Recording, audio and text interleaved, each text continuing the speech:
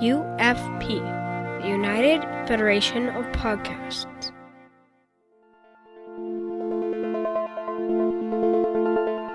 Infinite diversity.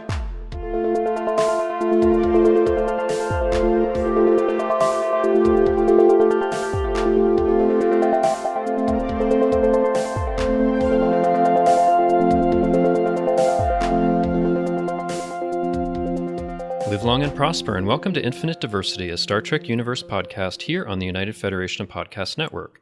I'm your host for today, Justin, and joining me are my co-hosts Chrissie and Brandon. So Brandon, how are you doing today? It's tough. I'm feeling good, but I'm feeling sad. I'm feeling overwhelmed, and there's a lot of emotions going on right now. And I'm looking forward to discussing them.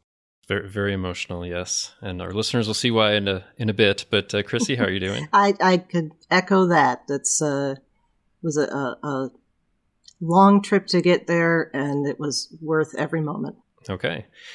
So yeah, listeners, today we have a very special book club episode for you. We are interviewing all three authors of the Star Trek Coda Trilogy, Dayton Ward, James Swallow, and David Mack. We think it's going to be a really great interview talking about this epic trilogy to wrap up last 20 years of the Litverse. But first, before we introduce them, we'd like to take a moment to thank our Patreon patrons who make our show possible, particularly our associate producer, David Willett. So listeners, we'd love to add your name to this list that I'm also a part of as an associate producer, and you can do that with your monthly subscription of just $10 a month at patreon.com/UFPEarth. And also, don't forget about the Boldly Go project. Celebrate Gene Roddenberry's centennial by sharing what gives you hope for the next century. Go to boldlygo100.org or use the hashtag boldlygo100 to show what makes you optimistic about the future. All right, so listeners, we're just going to dive right into it and welcome our special guests, David Mack, Dayton Ward, and James Swallow, all Star Trek authors that we love. So, Dayton, how are you doing today? Doing fine. Thanks for having us on today. Yeah, it's wonderful to have you all on. So David, how are you doing? For the moment. Good for the moment? For the moment. Okay. We'll see what that means. James, how are you doing? I'm splendid. Thank you for asking. Yeah, it's just wonderful to have all of you here. So what I actually wanted to start talking about a bit before we really get into the nitty-gritty of this trilogy and, well, before we get into spoilers, is just to say these books in the Litverse have been, I think, very important to the three of us. We've read so many of these books, and it's meant a lot to us. And for me in particular, I kind of came to Star Trek later on. I started reading my first Star Trek novel in 2014, actually, but I've been reading lots and lots of them since then. And I really started out with kind of the first duology in the Litverse, Avatar, and I've just loved them so much and how it's extended the story. So I just wanted to start out by saying, thank you, and also an extended thank you to all the authors that have participated in this, because it's been a big part, I think, of our fandoms. So just wanted to thank you guys for that. Oh, you're very welcome. Yeah, absolutely. Like, for me, the Star Trek novels kept my fandom going, because after Enterprise ended, my fandom kind of died. There wasn't much out there. Nothing was happening. I wasn't too thrilled with Star Trek 09 when it came out. It wasn't really my cup of tea the first couple of times that I saw it. But it was right around 2011. I got a job, and on my lunch breaks, I started reading my Star Trek novels again. And I'd been buying them my whole time since, the middle of season 6 of Next Generation, but I kind of fell off reading them as well. And rereading the novels and getting back into the post-finale continuity really revitalized my fandom. And it's actually the reason why I'm here right now as a podcaster, is because the first podcast I discovered was David R. George over on Literary Treks talking about one of his new books, and it just kind of went from there. And as much as I love the new Star Trek universe, and I think I know how you guys are going to respond when I say this, for me, the novel continuity is my prime timeline, because it's the thing that kept me involved in fandom. And while I understand that your guys' response generally to that is going to say, we wrote these books, we knew they were never meant to be canon, we knew they were never meant to be, we knew they could be overwritten at any time. But as a wise woman once said, to paraphrase her, where I come from, my universe is prime. So as a part of my fandom, this is my prime timeline, and I just wanted to congratulate you guys for what you've done here, as well as all the other authors who we aren't able to have on today to discuss what they've done over the last 20 years, because it's meant a lot to me in keeping me a Star Trek fan. So thank you very much, gentlemen, and everybody else who's been involved over the last 20 years. Yeah, I don't know what more I can say than that. Okay, Chrissy agrees with that. So yeah, we just wanted to start out with that just to reflect on that. But let's get going with kind of an initial question. I know you guys have probably got it a lot, but for this podcast, and I know that the three of you, even though I think you've said each name is on the book, but the three of you really collaborated on the entire story. So anyone can feel free to answer this, but kind of tell our listeners about the origin of the trilogy and how it came about. All right, I guess I'll just jump in. Sure. It started around, I guess, the beginning of 2019, end of 2018, somewhere in there. At that time, I had just started working as a consultant on the new animated series that were in development at that time. Dayton had just started working not much before that for the licensing department. So we were both kind of in the loop a little more than usual. And we both got a heads up about the development of Star Trek Picard long before the public found out. And without having spoken to each other, we both realized at the same time that because of its setting and the likelihood that they were going to establish backstory that would take place during the same time period as the post-finale novels, that they were very likely going to supersede all of the things that we have established about what happened between 2379 and 2390 or whatever. So we realized, okay, we have a continuity problem. And independently of one another, Dayton and I both started thinking, how do we resolve it? Dayton? Yeah, it's funny you mentioned this question, or you bring this question up, because just this week I uncovered some of my original notes for what became Coda. It goes back to March or April of 2019 when I first sent a letter to Kirsten Beyer and John Van Sitters saying we have an issue. I didn't want to say problem. I wasn't prepared to say problem just yet. It was like a challenge. It was a challenge. So we outlined some things, and then I for whatever reason, I put it into a graphic format. And then I eventually shared it with, I think I shared some version of it with Jim and Dave, but I don't remember the timeline on that. I just remember I had it, and I had it for a while before Dave and I actually finally had a chance to talk in July of 2019 at Shore Leave, the annual convention that we normally go to when we're not gripped by a worldwide pandemic. I had learned that Jim had spoken with Dave during one of his infrequent yet often awesome visits to the U.S., and they were discussing this very topic, and they had worked out an idea, and they were pretty cool with it. And Dave's plan at Shore Leave was to rope me into their plan. And I sat there and we both had our drinks, and I listened to his pitch and loved all of it. And then I had to tell him, it's so much worse than you think, man. Because at that point I had been reading scripts for the shows, and I had also been reading documentation that the writer's room was developing for Picard. So I had a little bit of inside track knowledge about the direction of the show and how its backstory was being firmed up, and how that backstory in particular conflicted with what we had done in the novels. That was where the problem started. Not the show so much itself, but the backstory that they bake in that gets you to the events of the show.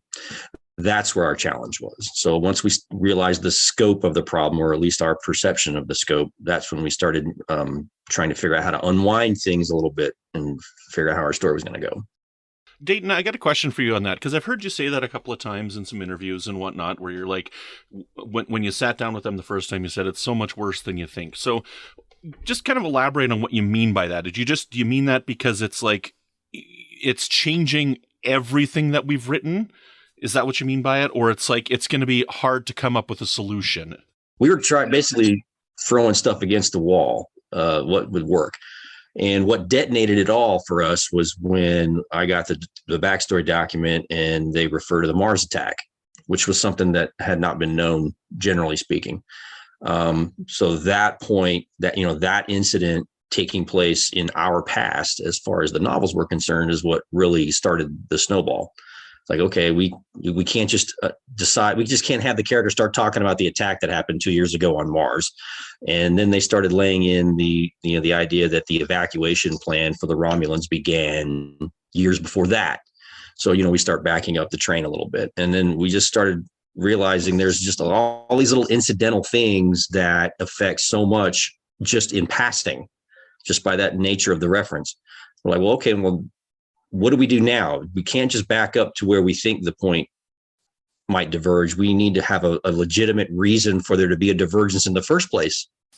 Where's a logical point where the timeline could split? And eventually I landed on the idea of first contact, the trip back and forth, being a possible trigger. I even called it a possible trigger in my spreadsheet, I think, because I was like, let's find something like this. Not necessarily that one, but that quickly became the leading candidate. I think once we started leaning into it, we realized it would help us in a lot of ways that we weren't anticipating at the time.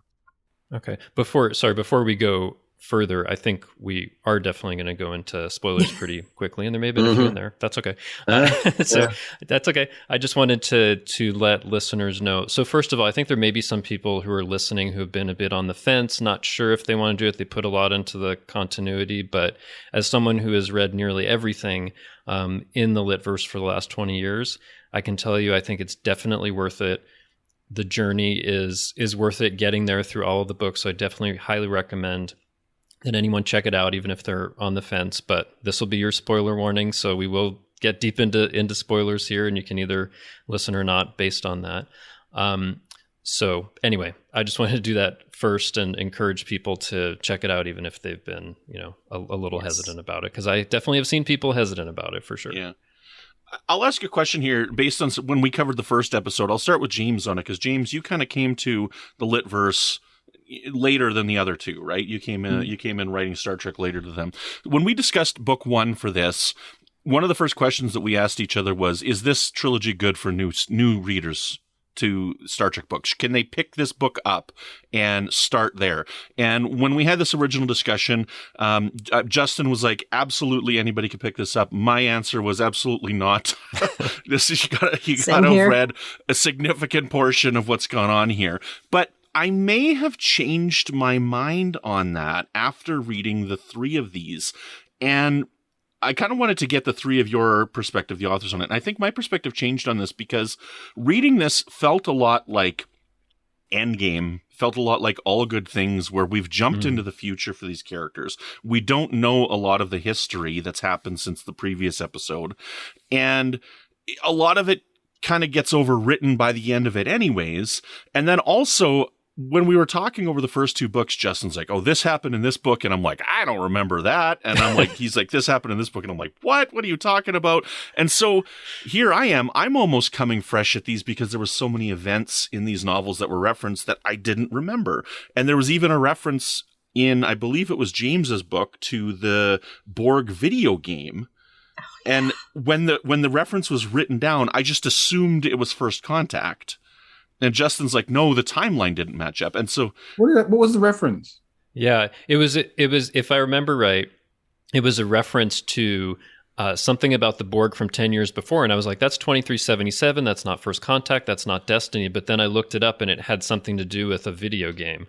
The admirals listened to him at that point, but they didn't listen to him something now, or like something that, like that was the terms of. So there's stuff that's referenced that I haven't played that game. So I think my James attitude doesn't remember the game. It's okay. Okay. So, anyways, James, I guess your perspective on this. Do you think that these books are something that you can pick up cold, the three of them? I don't know. I mean, I want to say no, to be honest. Mm-hmm. I mean, it's my gut reaction to that, because everything we write, we try and make sure that every book is always somebody's first book. So you try to write something that somebody can pick up and understand without having to have an encyclopedic knowledge. So yeah, you could read these if you came to it fresh, but you're not going to enjoy it as much as somebody who has a lot of the back knowledge, because there's a lot of stuff that's going to just go right over your head. Hopefully we've written stories that are entertaining enough that you'd still have fun with it, but there's a lot of nuance that you won't pick up on if you don't have at least a grounding in the Litverse. Obviously, I'm not saying go away and read, how many 100 books is it now? Or maybe I got the essential list down to 47. Right, 47. Of course. You did. As the Australians would say, piece of piss. Right. Maybe on some level, I am saying go back and read all those books, because there are a lot of great books there, Mm-hmm. But get Dave's essential sort of 40-odd list if you want to have a sort of the Cliff Notes version of it. But I think readers would enjoy it more if they're already kind of part of the body, as it were, with this sort of thing. There's going to be stuff you're just going to miss, and I think your enjoyment would be enhanced if you already a reader. Yeah. Okay. I don't know that I would recommend these as someone's very first ever Star Trek novel. I mean, it's like, but we knew that these were going to attract some attention that other books might not normally get. So that was always part of the equation. And I think it was Margaret Clark, our editor, who first advocated for some kind of primer that ended up being at the front of the books. So that became the previously on the West Wing type thing. You can almost hear Majel Barrett saying it. So Yes. she wanted, I don't remember what it was. It was, I think she advocated for 2 or 3 pages, something like that. And I wrote up a preliminary version of that and passed it to the guys and said, this is what I think she wants. What do you guys think? And then, they quite rightly said, well, we can tailor each one to be relevant to the story points that are going to be raised in our particular book. So, the first version is basically you've never read Star Trek or any of these adventures. So here's your primer. And then Jim will pepper in some more references that are relevant to book 2. And Dave does the same thing in book 3. And no, it's not a substitute for having read the novels, but at least you're not completely, you have a lifesaver. You're in the water, but at least we threw you the ring, and then if we did our jobs correctly, you're intrigued enough to want to go back and read, like James says, because there's a lot of great stories out there to be reread or enjoyed for the first time. Yeah, and I think the question I got more often was not someone where it was their first Star Trek novel, but like, yeah, I've read a few, or I've read 8 or 10. Do I have to go back and read everything? And I said, oh well, you can always go back to that, but I don't want you to have to spend like months and years like going through this before you actually get to this trilogy. But I can understand that.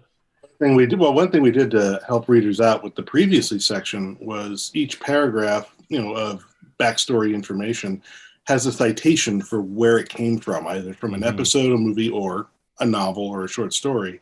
So if they're interested in reading about, say, any particular point they see in previously, we've already pointed them at the right book. Yeah, that makes sense. I remember when we first talked about the idea of doing the kind of previously on thing. I was like, we don't need that. We can fold in all the explanations into our text because we're great writers. And then we had so much stuff going on. I was like, maybe I'm wrong about that. A lot of readers have been very grateful for that section. Yeah, and I think in the end, I was coming at it completely wrong. It was Dayton's instinct was right on for this one. And afterwards, looking at it now, I think it does. It reminds me of the Star Wars crawl. At the beginning when you open the book and you see that kind of previously, is that sort of like that previously on moment.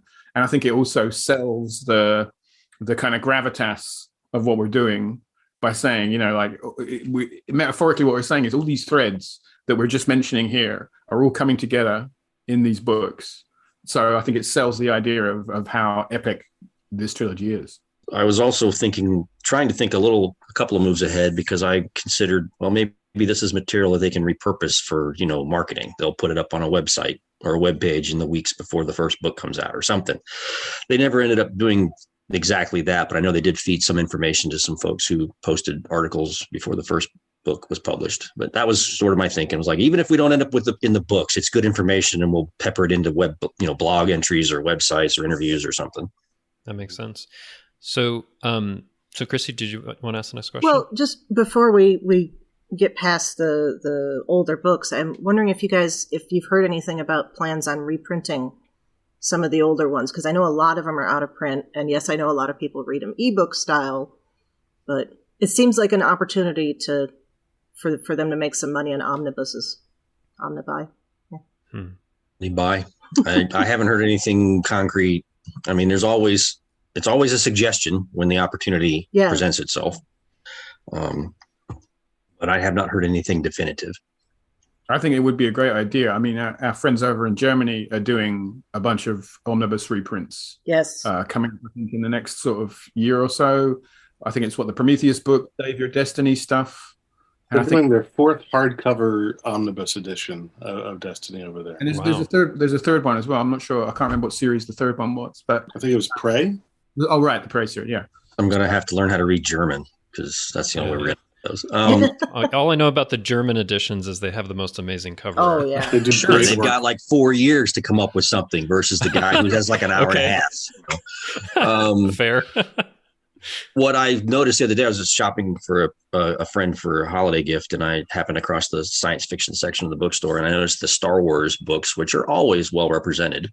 They're starting to do reprints, fancy new covers, new trade paperback formats, and they're calling them the Essential Legends. So it's sort of like Dave's 47 books, but it's like the Thrawn trilogy and a couple of the other high points from over the years of that continuity. So I took a picture of one photo with the Thrawn cover. I'm like, this is an idea, and I put it in my folder for future reference. Yeah, but we've been pitching notions like this to the publisher for years, and unfortunately, it seems like the primary mindset there is that they can make the money selling the ebooks without really any capital outlay at this point. Yeah. So they promote those as best they can, and they're doing their best to acquire ebook rights on back catalog stuff for which they hadn't previously acquired those rights. So they are working to expand their back catalog of electronic titles. But the fact is, right now, because of the pandemic and other issues, there's a massive supply chain disruption around the world, massive paper shortages, backups at printing companies across the world, not just China, but China, US, Europe. Some companies have resorted to trying to print their books in Italy, which, if you know anything about printing, is bad news. So as a result, it's really just probably not feasible to think about reprints or print omnibuses or new print editions of anything right now. I mean, maybe they could start planning ahead, but it would be years, I think, before the overall publishing ecosystem recovers enough to allow the publisher to move forward with something like that. Yeah, I didn't even think about Chrissie, that. Yeah, go ahead. it's not the same thing, but I'm sure those omnibus reprints and those essential reprints are happening some alternate timeline right now. So Absolutely. somebody's getting them. In some alternate Old comfort timeline. to us. Yeah, they never went out of print. So We just went through this because the Vanguard books, they put the Vanguard books on sale. Yeah, the I saw entire that. Vanguard saga in ebook format is on sale this month. So you can get the whole thing for like less than $10. And we always, whenever Vanguard comes up, we're always like, hey, you guys screwed up that one. We've never had a reprint of that one issue. This would be a great time to fix that and maybe get a new edition out there. But as We're Dave trying. rightly pointed out, there are a number of logistical hurdles to not negotiate before that can happen. Although I'm told that correcting the ebook editions is actually easier. It's just an update to an electronic file, and then they And they can push it out. the updated file to everybody who's ever paid for it that they still have on record. So one of the things, I'm hoping we can finally get this fixed, because I had a meeting with my editor about this just last week. The ebook edition of Harbinger, the first book of Vanguard, on the cover it says, bonus diagrams and schematics of Space Station Vanguard or whatever. Well, the print edition had them. It was a beautiful color fold out, like a little centerfold type of thing. It was nifty. Unfortunately, when they made the ebook, they forgot to put that data in. And so they've got the cover image, which still pimps the bonus diagrams, but there are no diagrams. So I said, you realize all you have to do is drop in a couple of JPEGs or a couple of PDFs at the end to appease the readers who paid for this and didn't get it. And he said, you know what? That actually should be kind of easy. So they're going to try and get the high-res files and talk to the ebook production team. I'm hoping that maybe sometime next year we will get an updated version of Harbinger, at least, distributed for free to everybody who's paid for it. that's good. We may not. It may still fall through, but we are pushing for it. David, I'll direct this question at you first here. I'd like to ask how writing this trilogy compared to writing the Legacies trilogy or writing the Destiny trilogy or the Cold Equation trilogy. Like, how is it different working with these two guys here as opposed to doing a trilogy on your own? Was it easier? Was it harder? Well, I didn't do Legacies on my own. Legacies, I worked with Dayton and also with Greg Cox. Yeah, they were in that on. So that project was actually similar to this one in many regards. However, the level of collaboration and the level of story integration on Legacies, although it was fairly immersive, fairly extensive, it was by no means as in-depth and as complex an undertaking as what we did for Coda. As far as, say, Cold Equations or Destiny, obviously, as solo author projects, having greater control, having sort of a sense of the vision of it from start to finish is a much bigger undertaking. And the big difference is time. Both Destiny and Cold Equations took about 21 to 24 months of just singular focus on just that project, to the exclusion of many other things. And that time is a luxury we just didn't have on Coda. And also there are very few books left in the schedule. It used to be, in the 90s, there were 24 Star Trek books a year. And then it shrank to about 12 books a year in the aughts. And then it got down to 10, and it was 8. And we're coming down to the era where it might be down to 6 for a little while. And at this point, a single author coming in and taking a trilogy of books in a schedule that only has 6 in it, that's a good way to get all the other authors to chip in and have you killed. So it made sense from both a timing perspective and a goodwill perspective to spread the love and spread the work and the money around. But mostly it was a time thing. We knew that we were running out of time to do this, even as we were conceiving it. And that if we were going to have it done in any kind of reasonable time frame in relation to, say, the new series rolling out, that one author could not take this on alone, that we were going to need to work in parallel on the 3 books. And the only way to do that is to have 3 writers. And so that was the key difference. It was a matter of time. But I will say the one thing I enjoyed more about the process on Coda than on Destiny, sure, it's nice to be the one in control, but when you're the one in control, you're also the only one there to talk to. There's nobody to bounce ideas off of, really. Whereas with Coda, because it was a team effort, we were giving each other some of our best ideas, because we would come up with great ideas for each other's books or one another's books. And, it was completely unselfish. It was, I've got this great idea, let me throw it at you, and if you like it, use it. Or I'm stuck on this. Can anybody, where do we go from here? What would be a good way to deal with this? Or, what's a twist that I'm not seeing here? It's just great in a situation like that to have partners you can count on.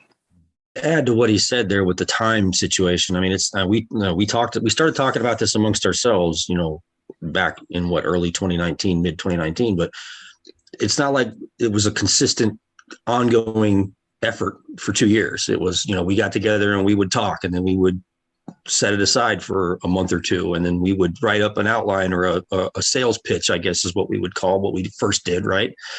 And we sent that to the publishers, and a couple more months go by while they ponder it and they give it to the licensing folks, and then we get some feedback, and then we have to start the process over again. And then, in the meantime, Jim is working on all the books that he writes, because he's way more in demand than either of us, and he's, busy, and Dave's working on his stuff, and he's doing all the things that he does, and I'm working on my thing and consulting and other writing clients and everything. And here's an email from the publisher. We'd have to talk about Coda today. And then we would do that. And then eventually, once we finally got the green light, which was sometime, I want to say it was right around the winter of 2019 into early 2020, is when we finally got a firm, okay, go. That's when we started talking, the 3 of us, on a fairly consistent basis, at least once a week, right, guys? Once a week on actual Skype call, and then email and texts and private messages on Twitter and all that kind of stuff for the next few months while we figured all this out. And then there was the waiting process. Once we pitched everything, they had to read it and digest it and give us feedback. And then we went back to went back to the drawing board and fixed things that they didn't like. And then by the time we got, okay, green light, go write books. And here are the publication dates. Now you have to back up. Okay, now we have 3 to 4 months each to write our book. And oh, wow. And while, again, doing other things, we're all not exclusive to this one project. So, Jim, I don't think even got started on his book until Dave and I were almost finished writing our books. I mean, we were well into it before Jim even got started because of his schedule. And so then came, send it all, it gets copy edited, it gets, revised, the licensing partners or, CBS weighs in, we have to do things. And then, so the time, it sounded like we had a lot of time, but in reality, not really. There was a lot of late nights, a lot of weekends, a lot of holidays, a lot of ulcers, a lot of drinking, I've heard, so. I think I measured my production on this one in liters of vodka. Oblivion's Gate represents, I believe, somewhere in the neighborhood of about 6 liters of vodka. And that's a high water mark, right? That's pretty good for me.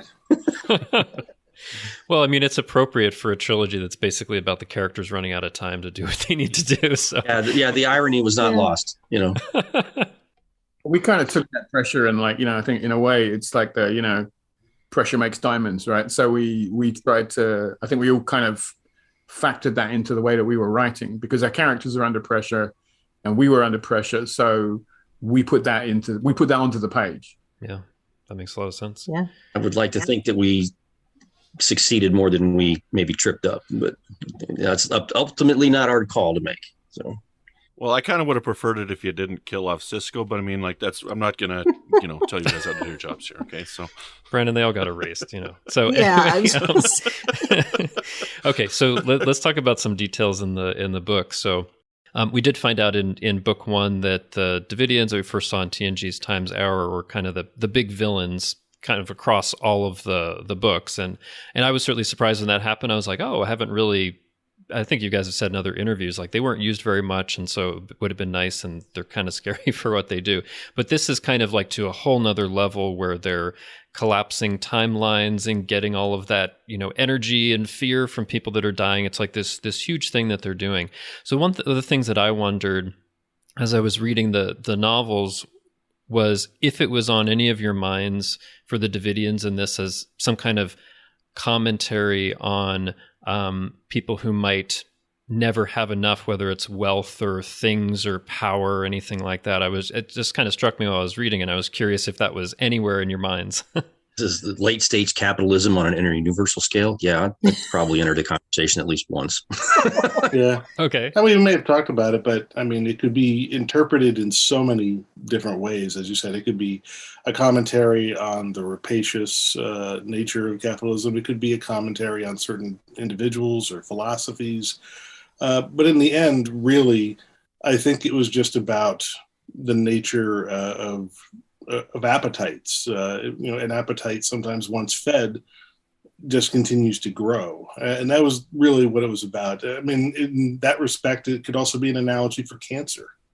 And that was heavy on my mind because, during the story development process, when we were really, gearing up and really doing the serious work of building the story from the concept, around that time, over the course of 2020, in the beginning of 2020 in January, my idol Neil Peart of Rush died of brain cancer, and that just seemed to come out of nowhere.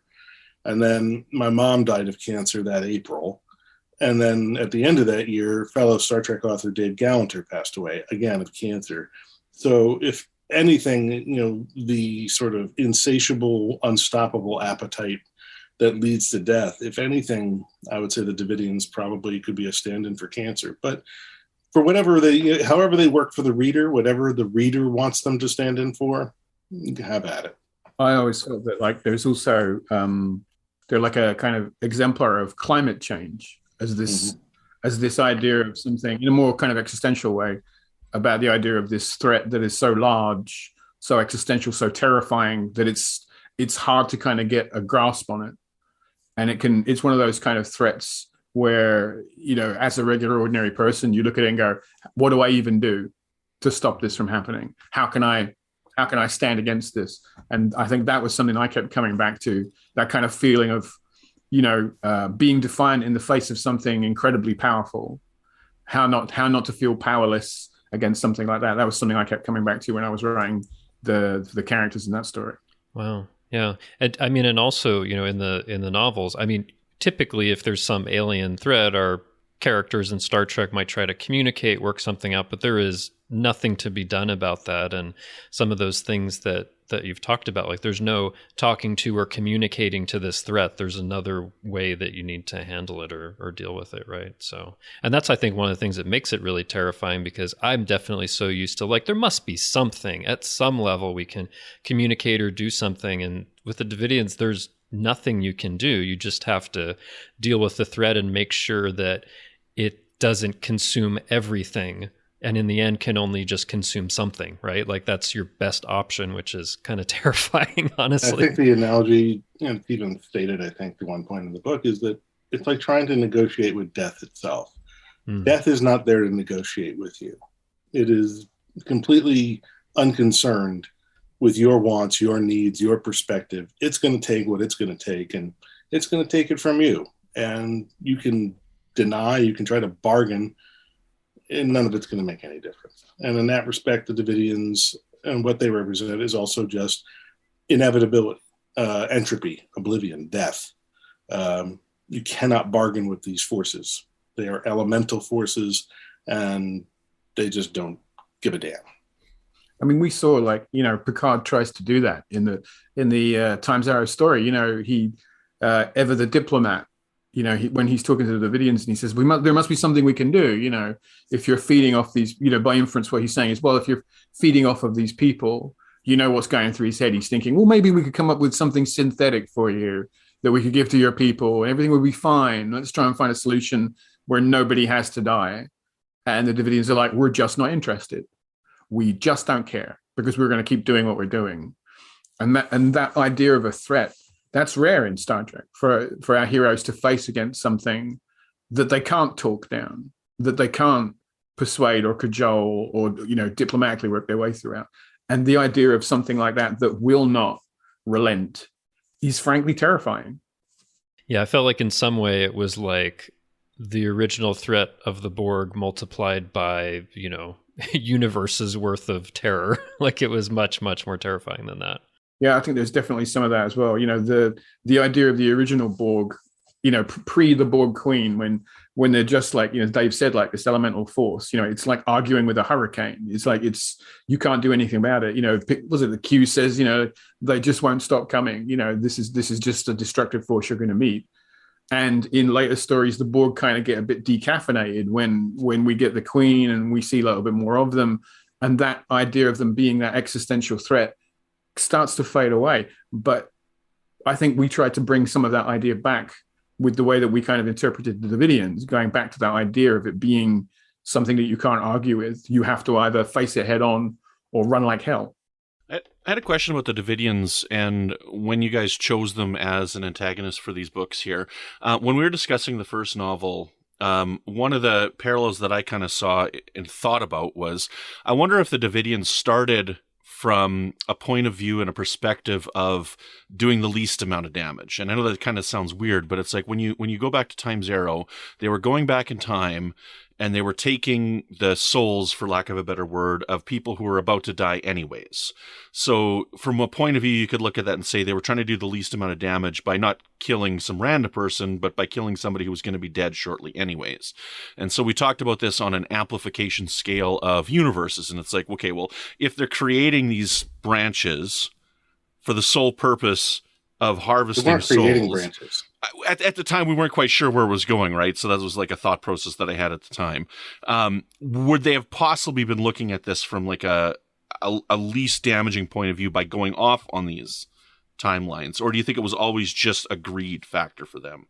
I think it may have started off that way, like, oh, there's all these, because we have a discussion at some point about how the different splinters are stable or lack of stability. And so those are easy, right? They're like the low-hanging fruit.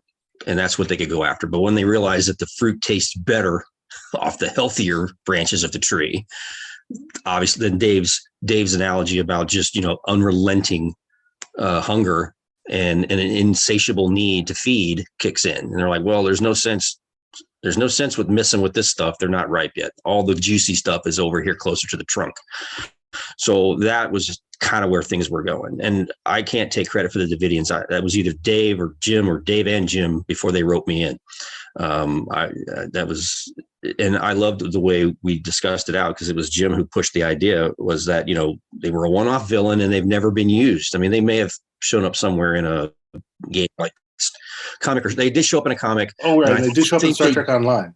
I think they did. But other than that, they've really, nothing had been done with them. And they certainly hadn't really been expanded upon greatly beyond the confines of the original episode. So this was a chance to kill two birds with one stone. We didn't have to invent a species from scratch. We could pull something from the lore, but yet put a new twist on it. The way that they did, like the way Dave did with the Borg and Destiny. So that was the appeal, was not having to introduce yet another malevolent alien species. We already had one that hadn't been used in a while. Because you watch the show, and it's two guys in a cave, and that's it. That's all it is. It's a couple of guys in a cave, and at the end of it, they blow up the cave, and that's like, well, you've done it, Picard kind of brushed the dust off his hands and goes, well, job done. And see, that actually fed into the first book, because we're like, okay, here's how we introduce this, and we get them on a mission, and they go to the far future, and they find this place, and they take care of it, and they realize, well, that's one of these things, and they connect to something much, much bigger. So it's basically the episode on steroids. That's how we laid that. We were aware of that when we were concocting the storyline. Was that let's take the idea in the episode, which was kind of silly, as James points out, and let's amplify this times a billion. Right. Once we started looking at the ramifications of, what if you really stop and think about what the Davidians are, what they do, and how they do it, you realize it can't just have been these 6 idiots in a cave. And Picard is clearly not thinking this through. He's like, well, we hit them with a torpedo, we're done. That's like saying I fired one cruise missile into one cave in Pakistan, I've destroyed Al-Qaeda. No, you have not. You have made them angry and given them your address. That's what you've just done. Now, think about this. You have an opponent here who exists half the time out of phase. And when they're out of phase, they're invisible. Then, when they're in phase, they are shapeshifters who can appear as anything they want. On top of this, they move at will through space, through interstellar space and time, without having to use ships. They can go anywhere, anywhen, look like anyone or anything, and they eat death. This is nightmare fuel. These things have probably been around from our perspective since the dawn of time, and they'll be here till it ends. Now, granted, they're mostly, as depicted in TNG, they were mostly scavengers. They're like cockroaches. They take the easy meal. They're not really, in for the difficult mission at this point. What changes them in Coda, when they're sensitive to really 2 things, neural energy and the timeline. And when they sense the shift in the timeline and they realize it's something they might be able to exploit in order to have greater opportunity to feed, well, they're like any life form. They exploit opportunity. Yeah. But the more they exploit it, the hungrier they get, the more their numbers multiply. They've got billions, possibly trillions of their number living now in this intertime dimension, and they need to feed all this all this energy back to them to keep them going.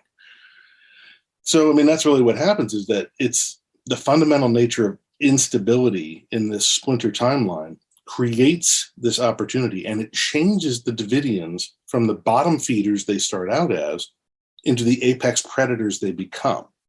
If you don't have that initial instability, if you don't have the first splinter timeline, the Davidians don't do that. They just remain the bottom feeders in the shadows. See, I've always thought that one of the things that's most terrifying about them, as Dave touches on there, is the idea of them having this atemporal nature. Because they can freely travel throughout history, they're everywhere. They've always been everywhere. Because they, if you imagine them in a purely animalistic point of view, is before they become transformed by the splinter timeline, they're like doing, as Dave says, the bottom feeding thing, is they're looking for places where they can get a cheap, easy meal, and that's across the entire timeline. So theoretically speaking, our characters have been walking past Davidians in every story they've ever been in, and you just don't see them because they're not drawing attention to themselves. They're in the past, they're in the future, they're at different locations in history. Who's to say that they weren't at Wolf 359 having themselves a feast while people were dying in their starships? Because that's where they get their energy from. And so theoretically speaking, the Davidians could have been everywhere at all times. And it's like, suddenly waking up to the idea, it's like, oh, the monster's been in the room with you all along. You just couldn't see it. Maybe that's where the myth of the Grim Reaper came from. Yeah.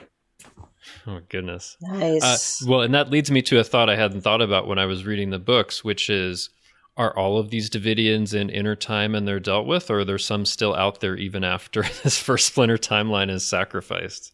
That's what I was just thinking about. Maybe. I don't know. Alternatively, I mean, yeah, there should be some. Maybe they're not the kind of accelerated version that we saw in the Splinter timeline. You know, like Dave said, the Apex Predator versions. But certainly the bottom feeder ones, those are still going to exist in those timelines where they've come to evolve into being. So yeah, they could be out there. See, that's actually our master plan is, 20 years from now when we've built a new continuity of novels based on the current set of shows, and we've been allowed to do this forever because they're never bringing back Sonequa Martin Green as an admiral 20 years from now. We will bring back the Davidians and do Coda 2. So we'll just change the names in all the books and then just reprint them. So way to go. Way to unveil our master plan. Thanks, Justin. Now we got to come up with something completely different. So, all right.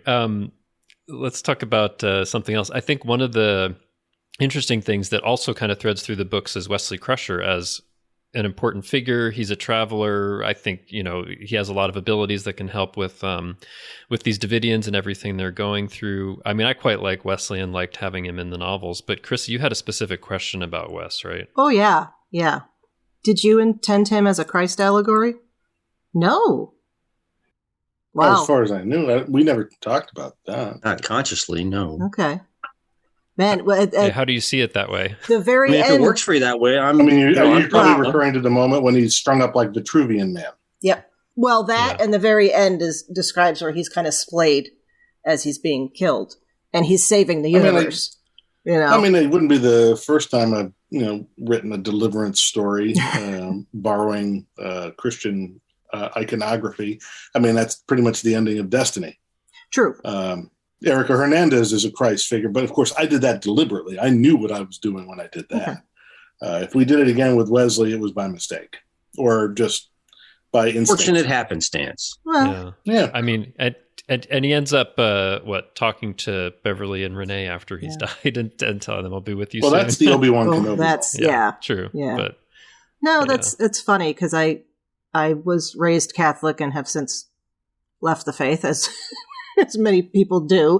But it's one of the areas that I study in history, that part of the Jesus movement and all that. And so I'm more keyed to that than others. But wow, I read that and I'm like, this is a Christ allegory. It's beautiful. So there was certainly, I mean, when I was writing Ashes of Tomorrow, and I even touched this right on the nose, I was thinking of the myth of Cassandra was definitely something that I'm referring back to. And Picard even talks about it head on, says like, we're like Cassandra, we're doomed to bring this message that something terrible has happened. And then Wesley points out to him, Cassandra's curse was that nobody ever believed her when she said terrible stuff was coming. Mm-hmm.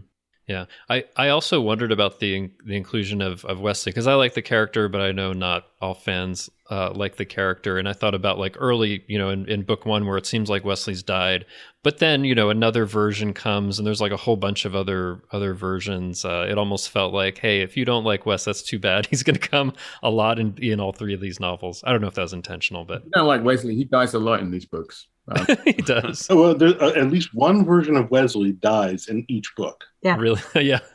I know we had that conversation. We had to do this. And then, it was, I don't know. It's not a hatred of Wesley. I mean, I liked the idea of using Wesley. I think we all did early on. And my inspiration was, a little bit War Doctor from Doctor Who and a little bit Old Man Logan from comics. And, Will Wheaton playing Wesley Crusher today would be an interesting experiment, I think. I don't know if they have any plans for him in any of the shows, but even if you didn't like Wesley Crusher, the character from Next Gen way back when, how do you not like Will Wheaton today? Yeah, really. He's a cool cat. So, the idea of including him in this way was something that I think we all were on board with pretty early. Now, as far as the various ways that he dies and all the pain he suffers, that's just show business. Yeah. See, it didn't feel out of place for me. Like, it felt totally natural to have Wesley here because while the lit verse basically started in 01 with Avatar, I mean, it really goes back to the A Time To series, and Wesley played a big part in that. And he was in a few of those novels, and so having him at the beginning of this and having him at the end of this, kind of ties it all together, I think. I think the way he's portrayed here is a little more closely aligned with the way Dave used him in Cold Equations. Mm-hmm. So the precedent was there for Wesley to be available. It's not like we had to invent that idea from whole cloth. So luckily Dave had already done some of the heavy lifting there. And the Picard Crusher sort of family dynamic is something that threads through all of these books, and they're, so that with Beverly and John Luke and with Renee, it's like we can't tell that story. We can't move that arc on without having Wesley be part of it. Yeah, I think that makes a lot of sense. Yeah, I was just looking because I had made a note and then didn't look. The first A Time To starts with Wesley, and you don't know it's Wesley for a bit, right? Just like with this one, and I love that. It's fantastic. So one of the things that I wanted to ask about is we've talked about a little bit, before the end where, the timeline's erased. There's a lot of death in these novels and a lot of, major characters in this lit verse. So I'm just kind of curious of your process, like how you decided like what characters would die in what books and what times. Was it something very deliberate? Like we know this character needs to die here and this needs to happen here to up the like, was it that kind of thing? I remember the first conversation we had was which important character should buy the farm in book 1 to show the readers we're not screwing around. And we realized, well, we've got to pick at least a few. It can't just be one. It's got to be a few. And we got to pick fan favorites. We got to pick the ones they love and stick the knife in them. And we knew because A, that'll make it hurt more. And B, it'll make the point. We're not screwing around here. This is serious. And so that's how we started saying, well, if these people are dead in book 1, who's the stars? And it really came down to who were the stars of book 2. Your stars are probably the ones who are going to die. So, yeah, we had to, like Dave said, we have to kind of set the stall out right in book 1 and say, just so you know, all bets are off. And what was interesting to me was Moments of Thunder comes out and we kill off Esri, right? And there is much gnashing of teeth and wailing and rending of garments. And I was very sad because Ezra is one of my favorite characters. And that's part of the reason why we did it, because like Dave said, we wanted to stick the knife in and say, we are not messing around. There are really serious consequences to this. And the first thing I saw was people saying, well, she's obviously going to come back in book 2. And people grasping at straws and saying, no. This is not because of the way it was written. It's not quite clear that she's actually dead. And it's like, no, she's dead. Yeah, we had the same conversation. Yes, we did. I was just going to bring that up too. Yeah. So I mean, that was deliberate. We did talk about the order of progression, who was going to die, and how are we going to do this, and how should it happen, and it's very deliberate that book 1 is the least painful of the 3 books. I mean, it's the idea is that and it's like the story starts off kind of small and it starts to, escalate with each book. And that's deliberate. It's like, we couldn't throw everything at everybody in book 1. We had to ease them into this. Like I'm the climb on the roller coaster, that long climb, and you see the big drop coming, but you're just taking forever to get it. That's what book 1 is supposed to be about. And then the idea of killing off Esri in a way, and everybody was like, well, you didn't, you did her this way and she's going to come back. I'm like, I approached the way the deaths were portrayed from my military background.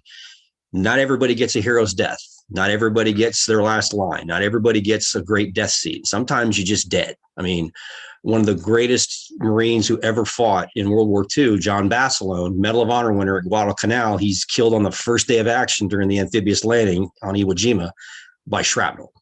And he dies on the beach. That's it. He's just one of thousands of Marines who were killed that day on the first day of a month-long battle. And that's the way it happens sometimes. Now, I did leave it vague on purpose for just the reasons that we were talking about. Let people think that this is going to be a timeline reset. And we had people thinking we were going to reset everything as recently as the day before the 3rd book came out.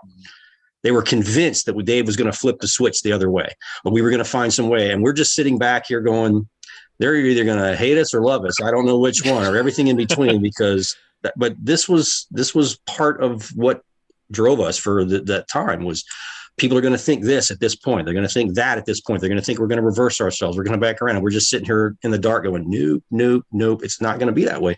Not Glee. We're not celebrating the fact that we're doing this to these people. That's not the point of the story. This is real. The stakes are high. There are going to be costs incurred, prices to be paid, bills are due. That was the idea.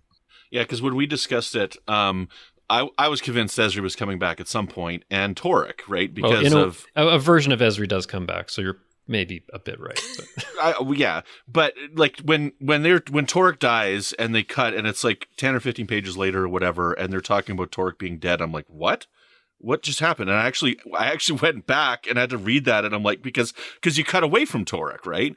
And so like I'm like, wait a minute, hold on. And Teresa, like, you focused on her and you stayed with her until she died. And I'm like, okay, no, Teresa, I believe, is dead. So it did keep my expectations at a certain level. Like, you're talking to somebody here. I'm still convinced that Daj is coming back in season 2 of Picard, right? Okay. I still think that was a transporter that took her away. Okay. So just so you know. As we talked about season 1, Brandon kept being like, Daj is going to come back, right? No. And that was where I relented a little bit, was like when Torek died, it's very quick and it's very, cutaway. Whereas with Esri, you feel it a little bit. You feel the Dax symbiote. You feel how the Dax symbiote is reacting. And I knew I could only do that one time in the book. So I saved that part for Esri Dax. But everybody else, it's like D-Day, HR +4. People are dropping like flies left and right. Yeah, it's very intense. Example of that in book 3 is, in the midst of the big finale action sequence, some people are getting very heavily documented deaths, the hero moment or whatever. But some, like LaForge, is just in the middle of doing his job, and a shot takes him in the back of the head mid-sentence, and it's over. He's gone. He's gone like that. No fancy line. Just 1 minute he's standing there doing his job. Next minute Picard looks over, and his friend is gone, and there's just nothing you can do. And I remember, that's combat. That's combat. And I remember, researching D-Day, and the stories of some of those guys who had to, go to Omaha Beach. Some of them were attacking Pointe du Hoc. One of the boats going to Pointe du Hoc went off course, so it had to course correct and come back parallel. And they were taking sniper fire all the way in. And one of the survivors, who was on that boat said, he was talking to the guy next to him. The guy didn't answer him. He looked over, and the guy had basically taken a rifle shot through his helmet into his head and had dropped dead next to him, and he didn't even know it. He never heard the bullet, never heard a shot.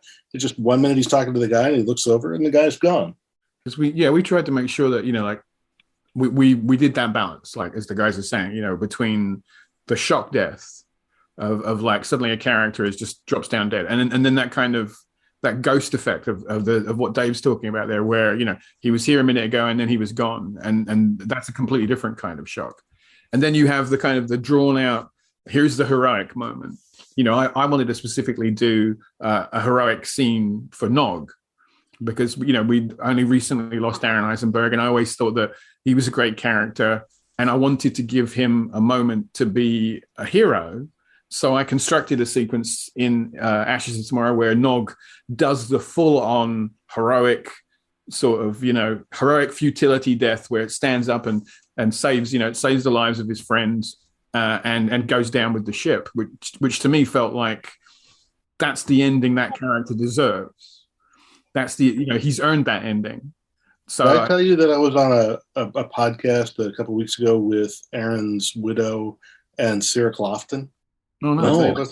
And I got to tell them about that scene, the homage to Aaron. I just wanted you to know that his widow very much appreciates that, and so does Sarah. Oh, I'm really pleased about that. In fact, actually, Sarah Lofton's character, Jake Sisko, I had a lot of fun writing him. Jake escapes the Malay in that book.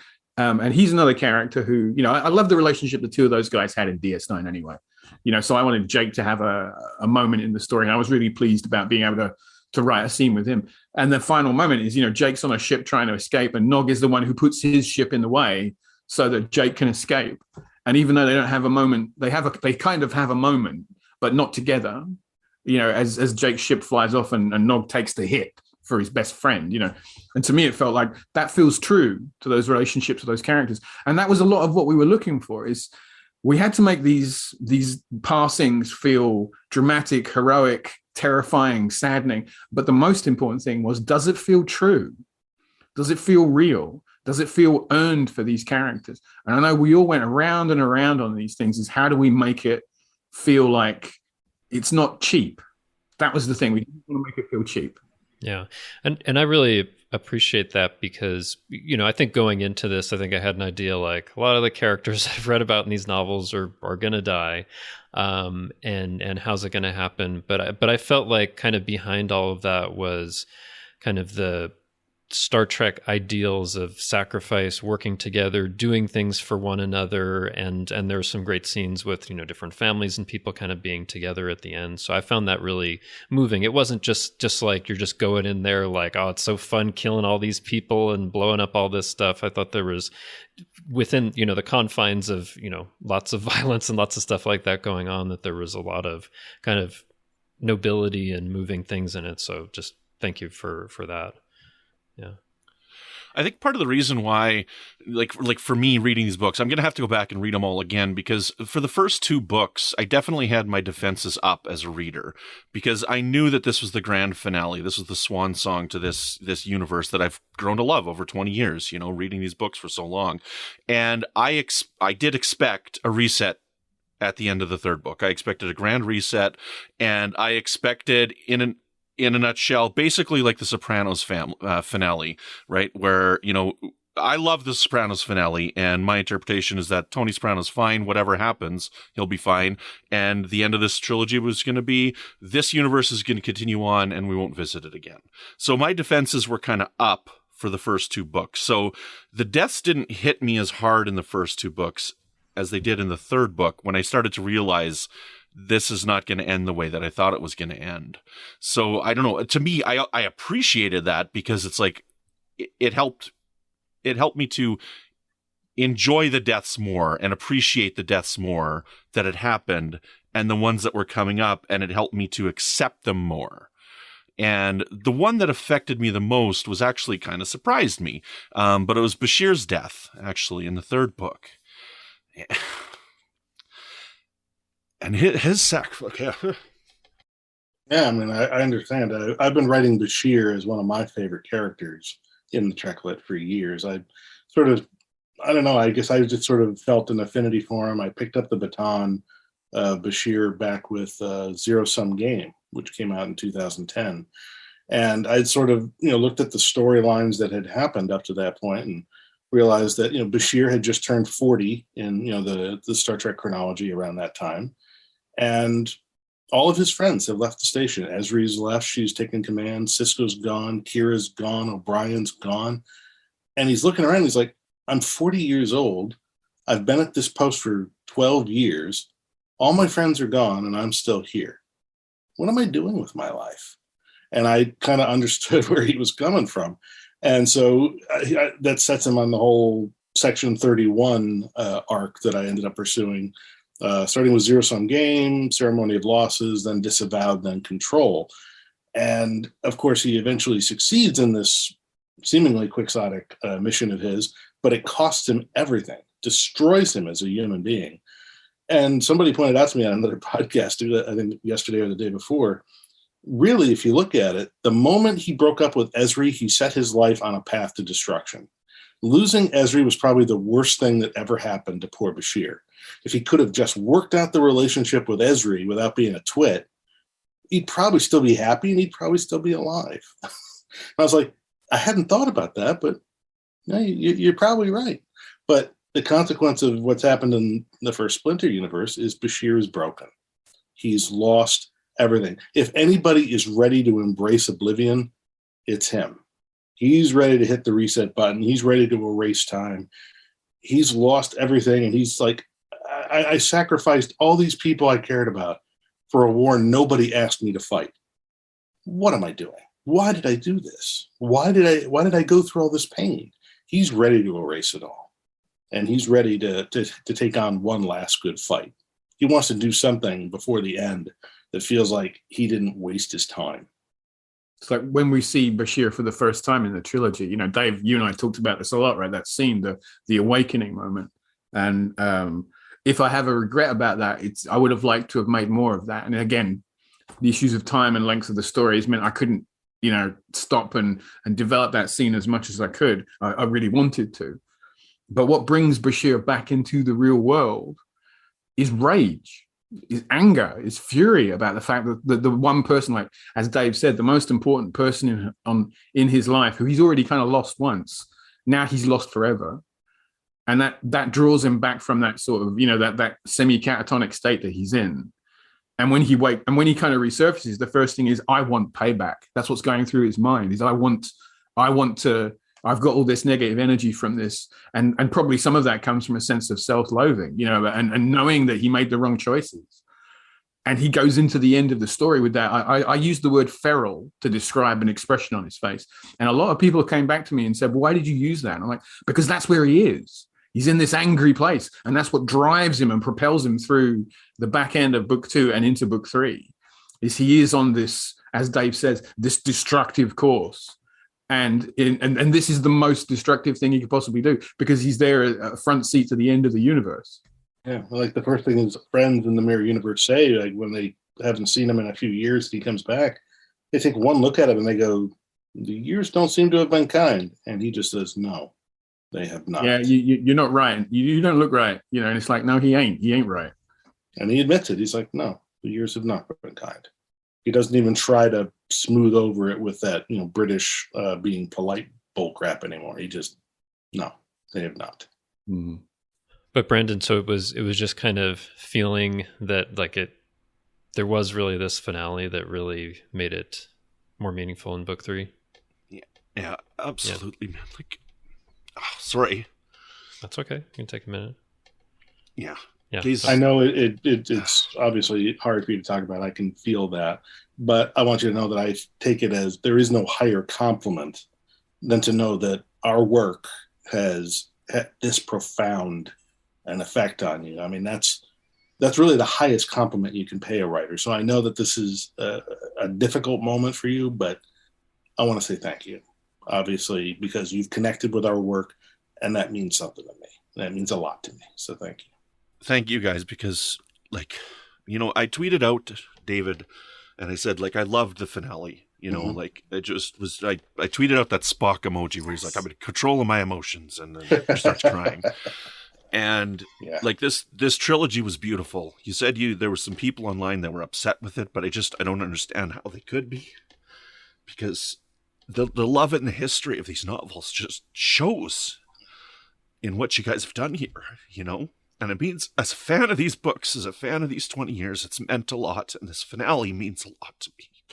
It's great. Well, I think a lot of people are going through kind of the Kubler-Ross stages of grieving, because really, in a sense, the end of this for some people feels like a death. It feels like a genuine emotional loss, like they've lost something they really loved. And you don't have to have a living thing for it to be something you loved and for you to grieve over it. And the natural stages of grieving are, as many of us know, there's denial, followed by anger, bargaining, depression, and acceptance.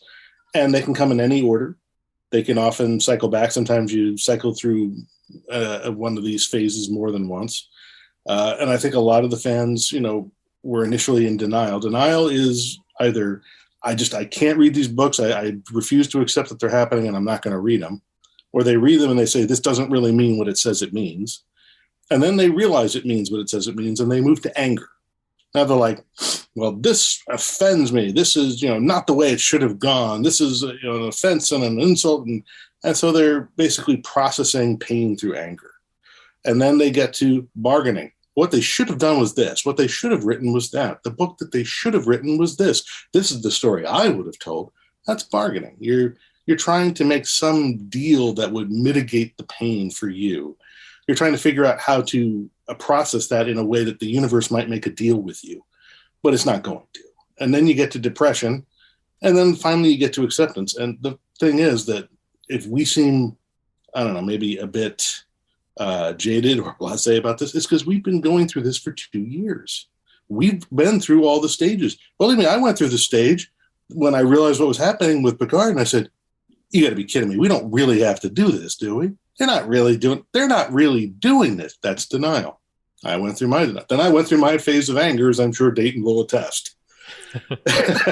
And then there was the bargaining. And for us, the bargaining was, maybe we can write a finale that makes this not suck as much. And, then the depression comes when you realize you've done all you can do and it's out of your hands and you have to let it go. And you go through your mourning period and you finally reach acceptance. If we seem like we've gotten to acceptance faster, it's because we had a 2-year head start. Yeah. And I just want to say at this point, thank you for, pitching this trilogy, arguing for it, convincing all the people that need to be convinced for it to happen, because it is really meaningful. I don't know if I've talked about this elsewhere. You didn't go like the Star Wars Legends route and just say, hey, that's it. It's just going to cut it off right here, but that there was something to wrap it up and for us to, feel that we're seeing and paying tribute to all these things that we've loved about these different novels. So just, thank you for, your passion for that and everything that you've done in these novels, because it is very meaningful. It would have definitely felt really bad if it was just like, okay, this is the end novel and it doesn't even wrap up anything, moving on. So thank you for that. I mean, if you think about, if you consider that for a second, the options that were in front of us, the option that we took is we're going to create a definitive ending and we're going to draw down the curtain. We're going to say farewell to these characters. We're going to give them a heroic finale, and that's the end of the story. Fade out, curtain, standing ovation, hopefully, not a dry eye in the house. That was our plan. But what if we'd have taken it in another route? If we'd have gone the Star Wars Legends route and we just went, we're done, that's it, then I know we would have been besieged by people who would be constantly saying, are we going to get another Litverse book? The Litverse is not dead. The Litverse is still out there. We want to see more of these stories. And people would have been asking and asking for something that would never come. That's long wait for a train that don't come. And that would have been what would happen. If we'd have written a story that had, let's say, a happier ending, where it ends with our characters sailing off into space, it's, sitting, the Star Trek equivalent of kind of sitting on their front porch, watching the sunset, that would not have been an ending. That would have just been stopping. We would have just stopped writing. We would have not ended the story. And we still would have had people saying, well, it's not the end. Let's have more stories. We want more stories. So the option in front of us was, we have to end this. And we have to do it in a definitive way. We have to bring it to a close. We have to bring it to closure. And that was the intention all along. The other choices, I think at the end, if we'd have picked the other choices, it would have done a disservice to everything that came before us. Yeah. So I wanted to switch gears just a bit because I have a question about something. So one of the things that happens, I think, starting in book 2 and into book 3, is we see Admiral Riker is kind of taken over a bit by I guess you could say, a consciousness from another timeline that's died, and he gets kind of increasingly unhinged, and which I thought was a really interesting part of the story, and how he's dealing with it, how his Titan crew and other people deal with it. So I'm just curious, why is it Riker that was chosen for that instead of someone else? Because you also have Worf having this issue, but he gets it kind of resolved with with Spock. So why was it Riker that was kind of really in the throes of this for quite a while? I think it's kind of fun that we got to kind of have Riker. Riker's become an admiral, right? So it's kind of fun in a way to play with the Badmiral trope, and that was fun to do that, just to give him an opportunity to sort of take that on. But I think one of the things that we talked about when we were in the early stages of this was this idea of touching on the kind of the Civil War idea, and I specifically referenced the Marvel Civil War, not the movie version, but the original comic books. And one of the things that I really liked in that comic book series was that the issue that was dividing the Marvel universe split groups down lines you weren't expecting. So you would have people like within certain super teams, like in the Fantastic Four, you had people who were on one side and on the other side. And it's like, but these people are a family and they're disagreeing about this. And I loved that idea. And I said, let's bring that into the Star Trek universe. Let's do that. When have we really ever seen our core characters fundamentally opposed on opposite sides of an issue in a really serious, totally entrenched fashion? And I really pushed for that idea, and we just kind of thought, it's the logical pairing for that is Riker and Picard, because they're both these guys who have these strong personalities, and it just felt like it was the right fit to have them on either sides of this issue. And to give Riker a push, we have this whole issue of him. He's essentially being haunted by his own ghost in a way. This version of Riker, this kind of lost and destroyed version of Riker, impinging itself on our version of Will Riker, and pushing him to these extremes and bringing out the kind of the worst traits in him. Yeah, I think that makes sense. Chrissie, did you want to ask next question, or do you have a question? Well, we can take this as a little more lighthearted than talking about the deaths earlier. Okay. Were there any particular characters that you claimed the writing of the death scene? That I have to do this for whatever reason? I mean, I had a vision in my head for how Worf was going to go out once I realized which characters were in play. So I kind of called dibs on Worf. Okay. And Picard, and I called dibs on Picard because I knew that he was critical to the ending. Yeah. Yeah. And that was a foregone conclusion, I think, from the outset, that Dave was gonna lay the smack down. I think it was mostly most of the character deaths were figured out due to where their pivotal moments were in all three books. So it's we knew we had to have certain players come to the fore in book 2. So any deaths resulting from that, Jim was going to get. And I think the only real question we had early on was, a lot of the novel verse characters that had been created, where were they going to factor into the story as it evolved? And as it became, as the group, as things started tightening down and focusing in on how this was going to end, it's like, okay, well, we can use these folks to kind of tease out that, yeah, sure, they're going to kill people, but they're only going to kill the novel characters that they've already created. So, so that's why Ezri's death comes as a shock in book 1. But I think the only one I really laid any kind of claim to was Teresa Chen. And that was mostly because I had, just through fate and circumstance, ended up writing several Next Generation novels in sequence. And so I had always enjoyed the dynamic between her and Picard in particular. So I found a way to kind of claim that one for me. But other than that, I think it was basically, where does the story best served by these characters' exits? And we let it go from there. I just wanted to add, since you mentioned Chen, and I mean, she is a character that was created in the novels we've never seen on screen. That's the one that up to that point kind of hit me the hardest, because I really love that character and how she's developed. And I was really sad because I was like, this character was created in the novels.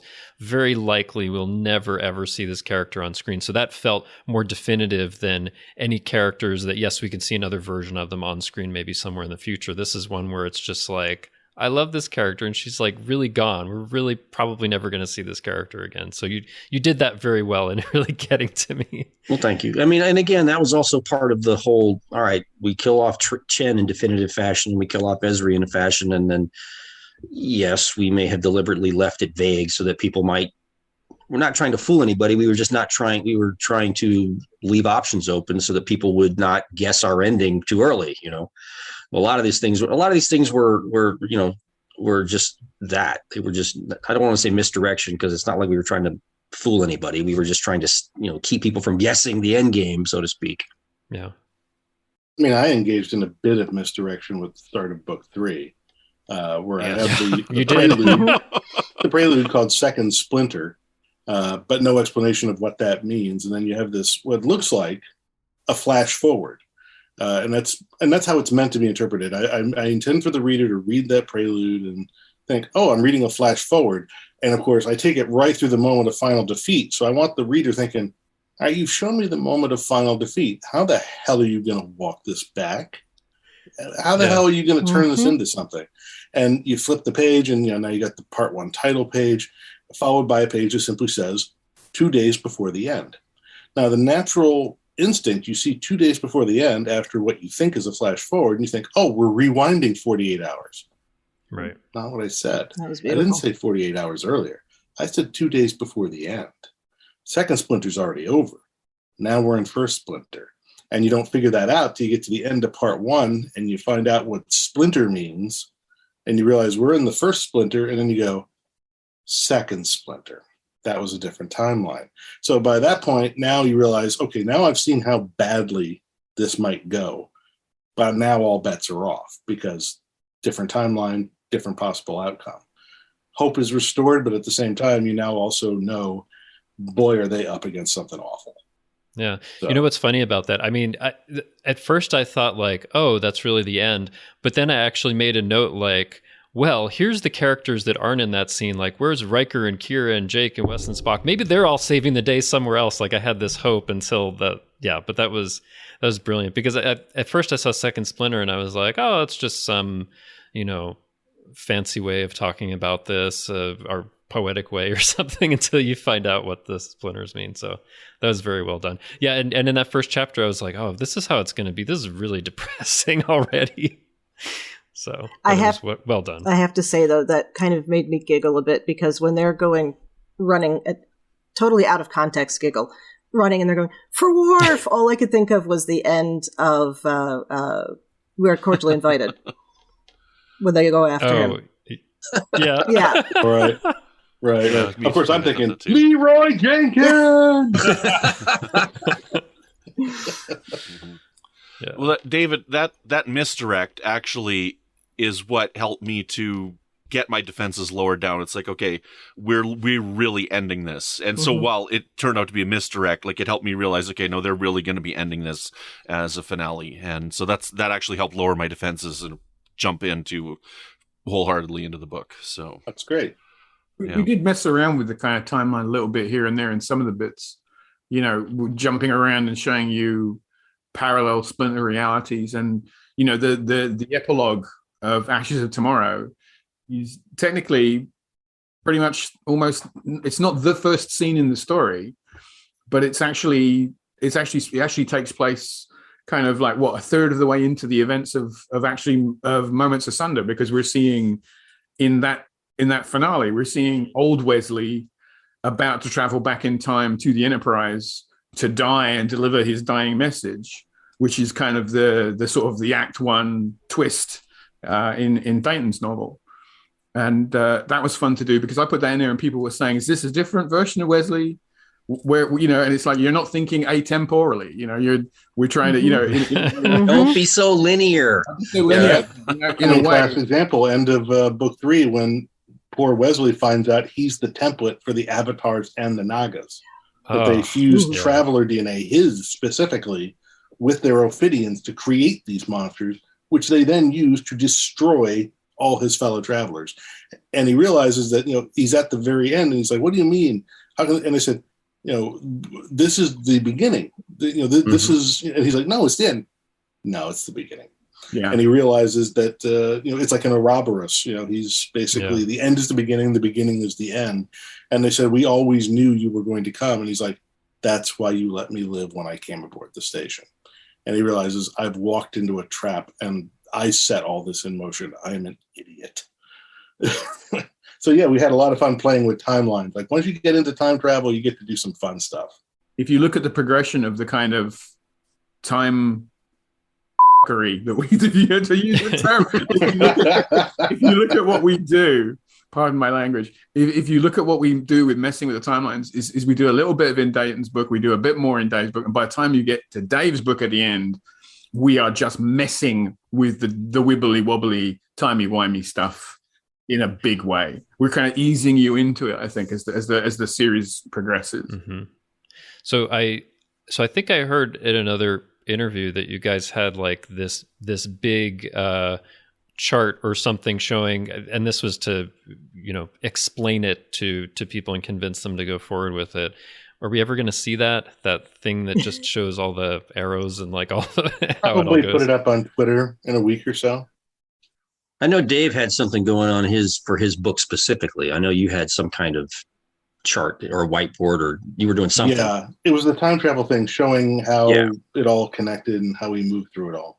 But the only thing that I put into graphic format was very early on, I laid out a timeline of all the major Star Trek events and how they, and then like including the Kelvin, backup and the splinter off for that one. And It was just more just to kind of wrap my head around, okay, here's the stage, here's all the stuff. Here's the arena where all the, pieces are going to play. What do we do now?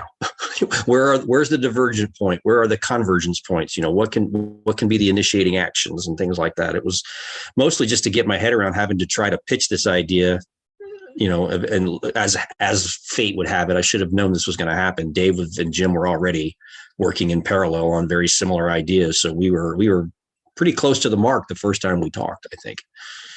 Just in basic idea. I mean, a lot of things that we talked about early on didn't make it. Some ideas, we got better ideas or, whatever, but that's that's how you talk it out. That's why you talk it out. Yeah. Was there like a favorite idea that you had that couldn't make it? I think so. I mean, I don't think so.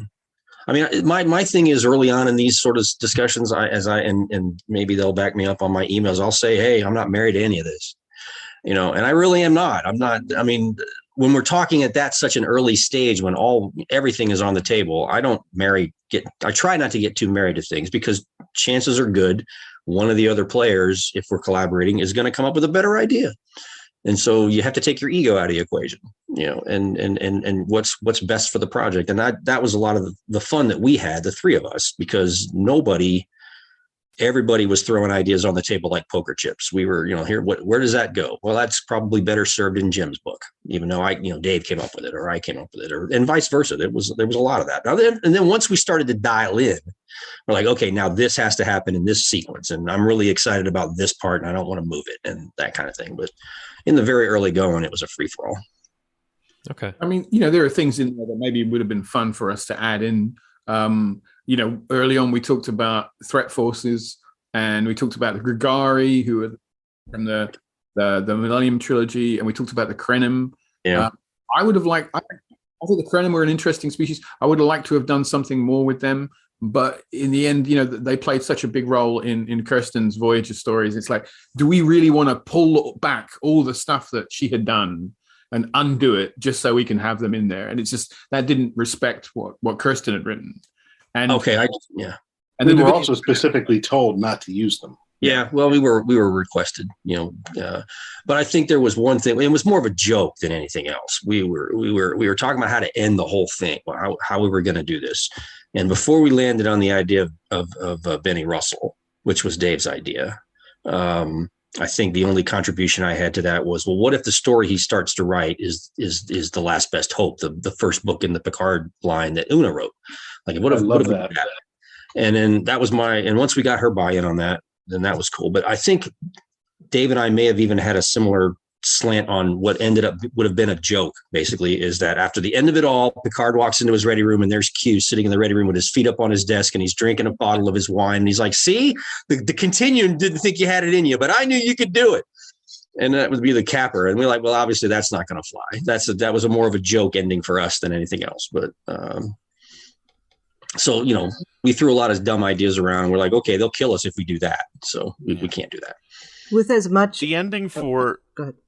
Go ahead, Chrissie. With as much as I felt like this was had shades of all good things in it, that ending would have been perfect if you ask me, but that's me.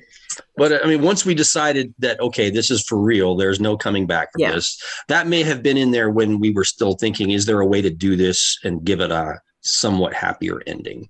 But once we decided to lean into the definitive ending style, that no longer, in our minds, became appropriate. Yeah. I have to say, I do love that grace note and that ending with, Benny Russell. The Q thing was always more joke than anything else. Yeah. We'll come back to the grace note. The grace note with Benny Russell, I think, was something that was there, at least in my idea from the very beginning, although how to execute it, I didn't figure that out until we got into like the really nitty-gritty of the story outline, the detailed proposal. But once we had that, you actually ended up following it very closely when I executed the manuscript. So I had an idea. I knew what ending I was working toward the whole time. And that grace note it felt right. Like all the little details just fell into place. Like I went back and I was looking at, the episode Far Beyond the Stars, and I managed to get a great zoom in image on Benny Russell's typewriter. And I was specifically able to identify the specific model of Smith Corona Taupe Shell. It's a Smith Corona Sterling. And I figured out which year model it was. And, I got the specific details to make sure I was using the right typewriter with the right color. And then little details like I put his brownstone that he's living in Harlem on West 136th Street. I did that because Far Beyond the Stars is the 136th episode of Star Trek Deep Space Nine. And it also just happens to be a beautiful street in Harlem. And then you look at the date on the Grace Note, and it's September 8, 1966, the date that, obviously, as we all know, Star Trek premiered on American TV. So when you have that last line, a new future begins here, well, he's referring to not only this ending line of Coda, he's referring to the first line of Last Best Hope, and he's referring to the premiere of Star Trek itself on September 8. And it's all together. It's a new future begins here. And so it works, it's operating on multiple levels, just like the rest of the book is metatextually operating on multiple levels. It was a really beautiful finale for it because it tied everything together in all directions, backward and forward. And, I believe I had read somewhere or heard somewhere that Ira Steven Behr originally wanted to end Deep Space Nine with a shot of Benny Russell. And so I was thinking of that as that Grace Note came up. But I mean, you brought in characters for small cameos of Pulaski, Calhoun, the Klingons from DeCandido's series of novels. And so to tie this in, and it's the passing of the torch from this book series is done. Now we're going to tie it into the new timeline of Star Trek Picard. Felt like a passing of the baton that way, right? But to me, as I mentioned earlier, the Sopranos ending, it felt like that Sopranos ending of everything's okay and the story is going to keep going. Mm-hmm. It may not be the way that you think it's going to go, but it's going to be okay and it's going to keep going. Or even if this version of the story is not going to keep going, what is trying to be said explicitly in the Grace Note is none of these stories are more or less important than any of the others. None of them are any more or less real. To Benny, they're all real. They're all true, and they're all important. And that's how the readers should and the fans should feel about them. Just because it's over doesn't mean that it wasn't important. Or as Vision said in Age of Ultron, a thing isn't beautiful because it lasts. Yeah, I like that as well because, as I was reading this and I was like, oh, this 20 years of novels, I'm so glad that I read them, but it's kind of over. Of course, the thought is, well, there's going to be so many more Star Trek series and novels and things into the future. There's so many more adventures we can take. This is a certain take on it that's been great. It's had its end, just like, any series or any character has its ultimate end at some point. You've seen the last thing from them. So it felt like that, and we're moving on to this. So yeah, I just really liked that a lot. It was just such a hopeful ending for me. It was like, this thing has ended, but from endings come really great new beginnings, and you have no idea what's going to happen in the future, right? Like someone seeing the first episode of Star Trek in 1966 could never imagine that there would be these 20 years of novels like all those years later, right? Like there's all these possibilities going forward that you cannot even imagine right now, and that we can't imagine for where Star Trek's going to go. So I love that a lot.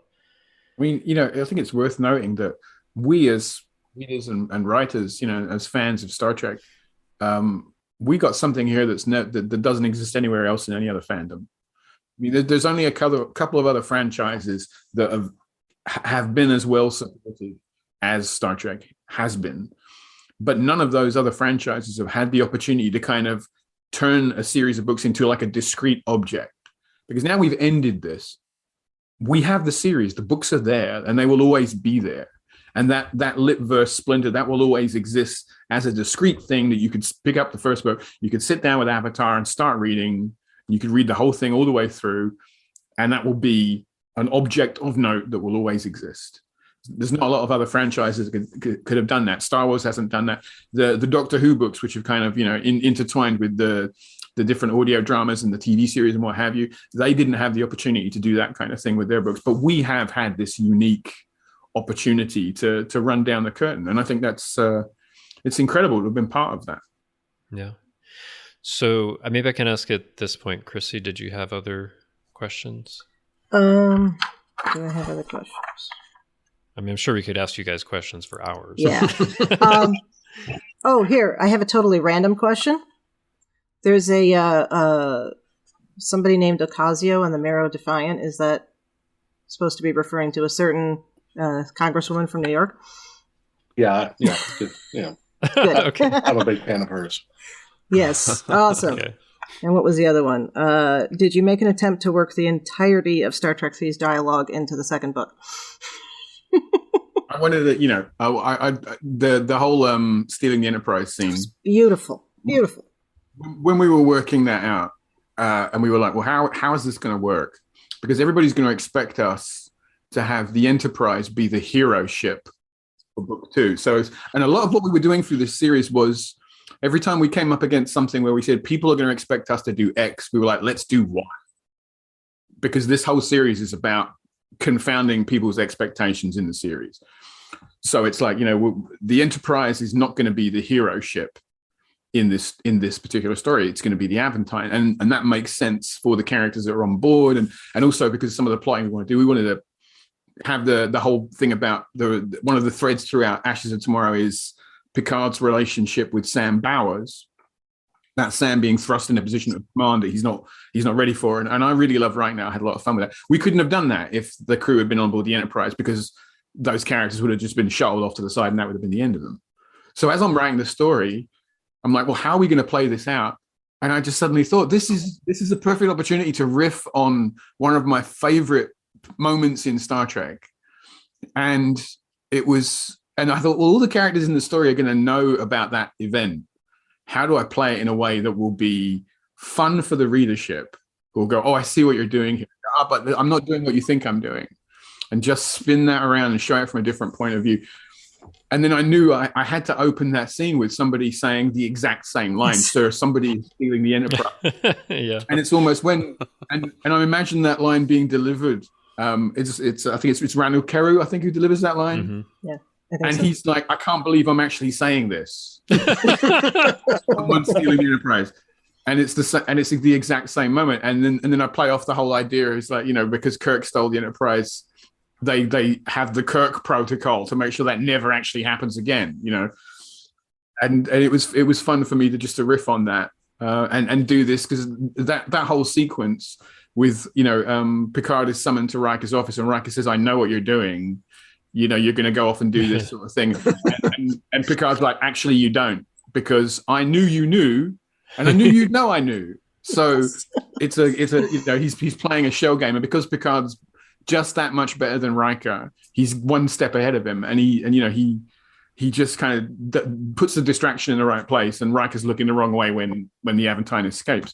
And it was fun to do that because it's a nice pacey moment, and it is a homage to me, like I say, one of my favorite moments in Star Trek. The great bit, it stopped just short of Picard slapping Riker with a flounder. I mean, I could just picture that bit from, Ragnarok where, do you know what I'm doing? That's how I was thinking about it. I know what you're doing. Do you know? So, I mean, because there is a moment there where, because early on, one of the very first things we did when we were talking about how do we set stuff up so people know that we're not messing around here, they know we're serious. And one of the things we said we do early on is we destroy the Guardian of Forever. And also because, we had this idea that all of the sort of like the time active, important sort of temporal objects throughout the Star Trek universe were all going to be attacked. So, Dayton does this kind of terrifying moment early on in the first book where the Guardian of Forever, which we consider to be this sort of inviolate thing, is destroyed. And it's like, wow, if the Guardian of Forever got destroyed, what the hell is going to happen next? And I wanted to have a scene where, in my original version of the draft, it's Riker saying to Picard, I know you're going off to the Guardian of Forever to try and travel back in time, which would have been a nod to yesteryear, the animated series. But of course, we blew the Guardian of Forever up in the first book. So I couldn't do that. So I had to kind of cue me sort of scrambling around looking for kind of what other temporal portals have we got that we've used in Star Trek that are lying around that nobody's looking at. And I came back to the Janus Gate trilogy, which was a really serendipitous thing because it gave me an opportunity just in a little kind of a nod to tie back into not something from movie or TV continuity, but back into something from our novel continuity, even if it's like TOS era. Because every opportunity I think we had, whenever we could look back at something we'd done in the novels, where we could say to the people who had come before us, we see you, we respect what you did, and what you did is part of this whole which we are bringing to a close. So that's why we have characters like Calhoun. That's why we have Teresa Chen. That's why we have, we have Clag and the other characters coming in. We have all of these moments where we're looking back at all the people who, we're standing on the shoulders of giants here. We've been working with all these other writers. This is us nodding back to them and saying, respect to everything that you've done. Other great deep cut that you managed to work into book 2, call back to Keith DeCandido's The Brave and the Bold. Brave and the Bold. Yes. Where there's this whole bit in that book where Spock and Worf have to mind meld for some reason, I guess, because they're dealing with Malchus or whatever. Yeah. And I managed to get a call back to this in Worf's point of view, I think in maybe the Time to Heal, Time to Kill books, if I remember. But that was a long time ago. That for me, that was 2003, and Brave and the Bold was even before that. And to be able to do a deep cut callback like that, again, just is part of just the love for the Treklet that we were trying to bring in, just to, as James said, just to show our fellow writers, we saw what you did and we're here to pay respects. I just, I hope that after Una gets done reading this thing, she, doesn't feel like, we've sullied her book by putting up a sentence of her writing in the back of mine. There was one specific point that I absolutely knew that there was no way I was going to finish the book without putting it in there, because so many people had complained about it, which was the Andorian transporter clone incident. Yes. A lot of people had said, that thread had never been picked up. And I'll be honest with you, I had a pitch. If Coda hadn't happened and we'd have just carried on doing the novel verse novels, obviously that would never play out now, but I had a pitch for a Titan novel where I was going to address that. And I was going to write that in as a subplot so we could tie that little thing up. And I thought, right, if this is the last novel verse book I get to tell, I am damn well going to mention that somewhere, just to say to people, it happened. It's a thing we didn't forget. And in the end, it's just like one line of dialogue with the Andorian president of the Federation going, "I'm on Andor. I'm dealing with this cloning crisis. I don't have time for this universe stuff."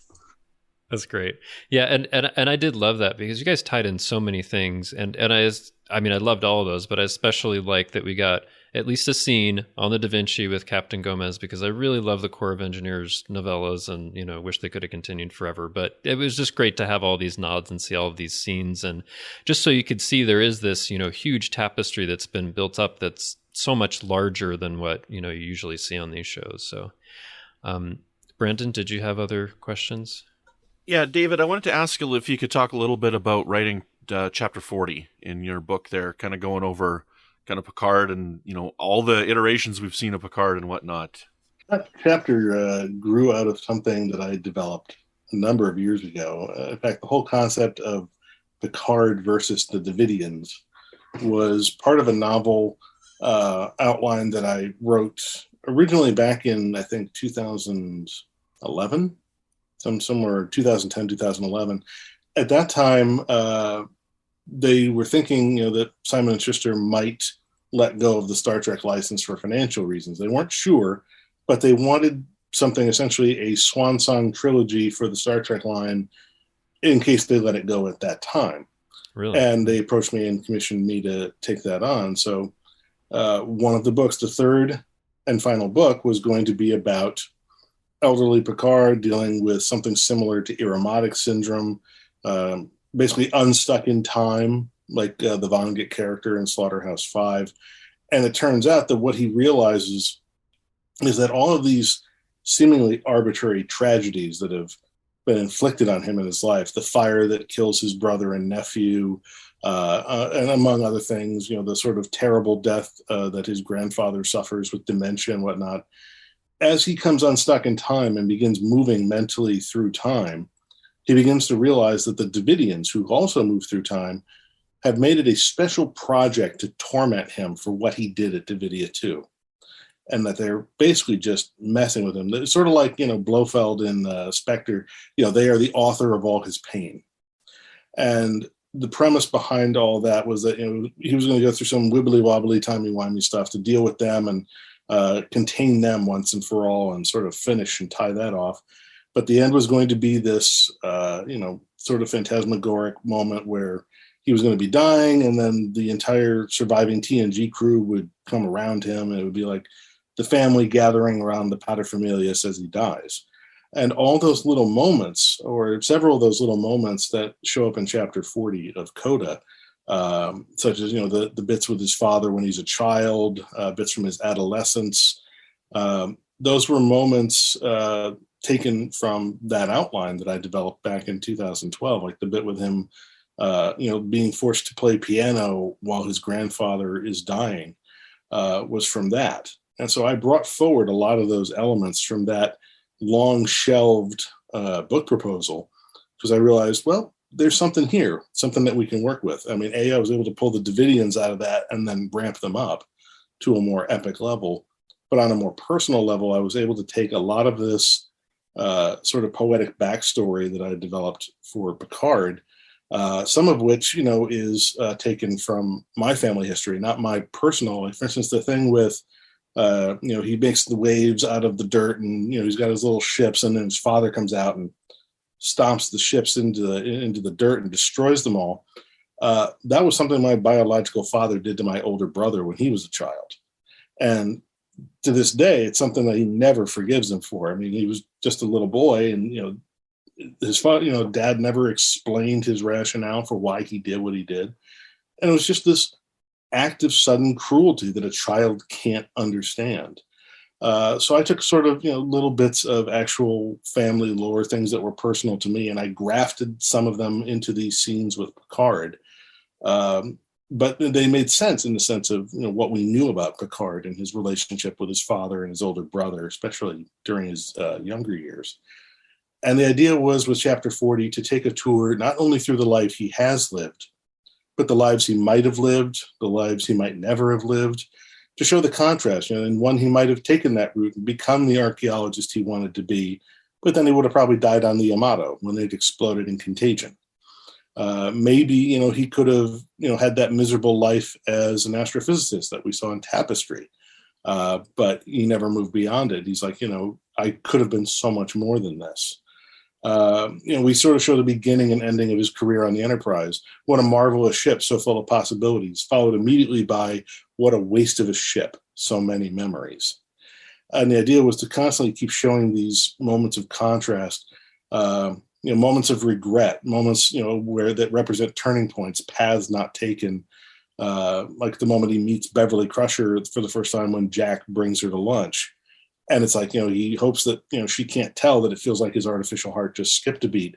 And the very next scene is just a short sentence of the Nausicaan blade going through his back, and again, that scene from Tapestry. And so the idea was to sort of take all these parallels, all these moments of what if. Maybe he would die this way, maybe he would die that way. Maybe his friends, he sees like a glimpse of the Picard reality when Riker and Troy have Thaddeus as their first child. Yeah. Right. And so he's like, I thought their first child was, a daughter. And so his first response when he says, he, and Riker's like, well, you're right, but we shouldn't limit Thad's possibilities. But like he's, so he's momentarily confused, but then we sort of take it through some of the similar ground that Picard sort of traveled, an exploration of his guilt over the ending of Nemesis. I try to obviously condense it rather than simply copy those scenes. But then at the very end, we have the allusion to the posters for Picard with him and his bulldog out in the vineyard. And what I found, like the thing that really sort of infused all of chapter 40 was this concept of perfect moments, freezing time, finding forever in a moment. And what was interesting to me about that was that we see that in Star Trek, that there are lines to this effect in Star Trek Insurrection when he's talking with Anish. She tells him about perfect moments and, how to find forever in a moment. And then we see it again where he's talking about time, in generations. Time is not a predator. Time is your companion as you go through the years. But then we also see him talking about perfect moments again, in other films.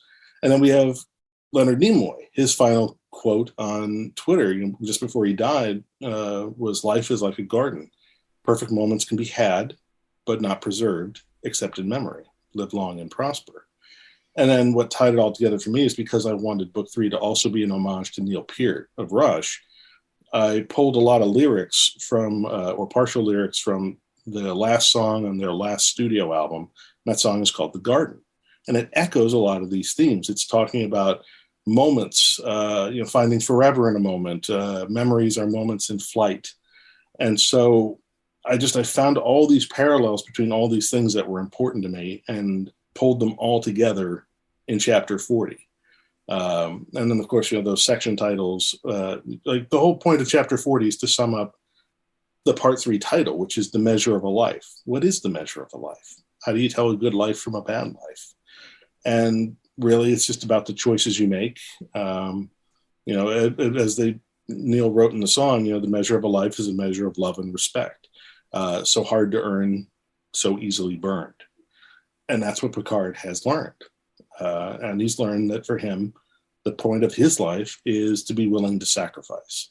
And that's who he is. It's who he's always been. It's who he is in almost every version of himself, at least all the good versions of himself.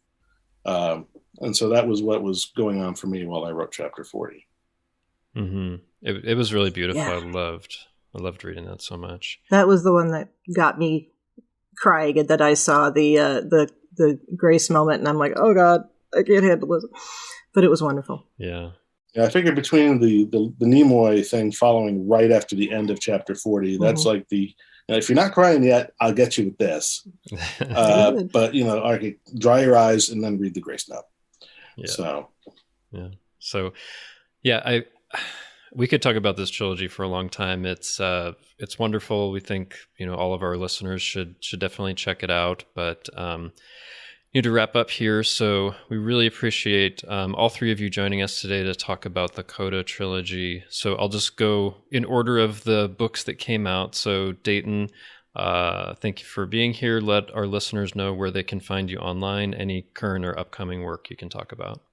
You can always find me at daytonward.com, and from there you can find links to Facebook and Twitter and Instagram and all of those other time sinks that we all probably spend too much time playing with. As far as current work, working on stuff, but can't really announce anything because there's been no formal announcement from the people who make those decisions. Yeah, Coda Book 4, right? Yeah. Coda 2, not Book really 1. over. See, we're gonna check out Star Trek Online next. You're going to talk about the 1,000th splinter in the next one. But okay, nothing you can talk about yet. Okay, not yet. Well.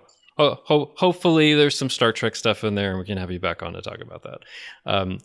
So James, where can listeners find you online, and any current or upcoming work you can talk about? You can find me online at my official website, which is jswallow.com, or come find me on Twitter at jmswallow.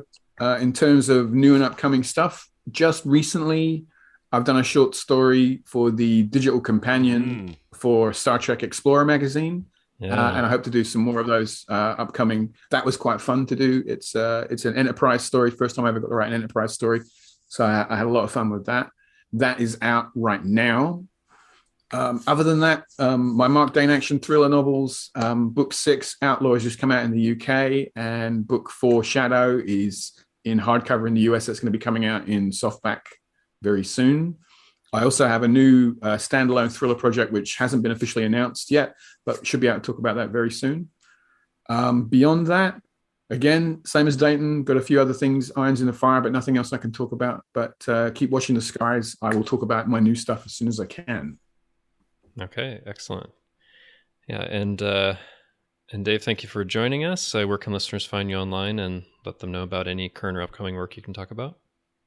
You can find me online at my website, davidmack.pro. That's davidmack, MACK.PRO. And that's got links to my Twitter and my Facebook and all my other weird social media things, my Amazon author page, blah, blah, blah. There's really nothing I can talk about right now. There's a tentative project, but it's not under contract yet. I have a couple of spec things I'm noodling on, but they're not ready yet to go to my agent. So I'm in sort of a rebuilding phase. It's a rebuilding year for me. Okay. Excellent. Yeah, again, Dayton Ward, James Swallow, David Mack, it was an absolute pleasure having you here to talk about all three Coda books. We just really enjoyed it and appreciate all your time talking with us and our listeners about it. Thank you so much. Thank you. Yeah, thank you. Well, thank you for having us on. It's been a great conversation. Yeah, great to be here. Thank you very much. Thanks for having us on. Okay, listeners, so this is a really special bonus episode for this week, but you know where to find us. So, on the next episode, we'll be talking about the 5th episode of Season 4 of Discovery, whose name we don't know yet, but I hope it's called Tilly's Return. Well, until then, peace and long life. Have you guys found the link for book 4 on Amazon yet? Because I still can't find it.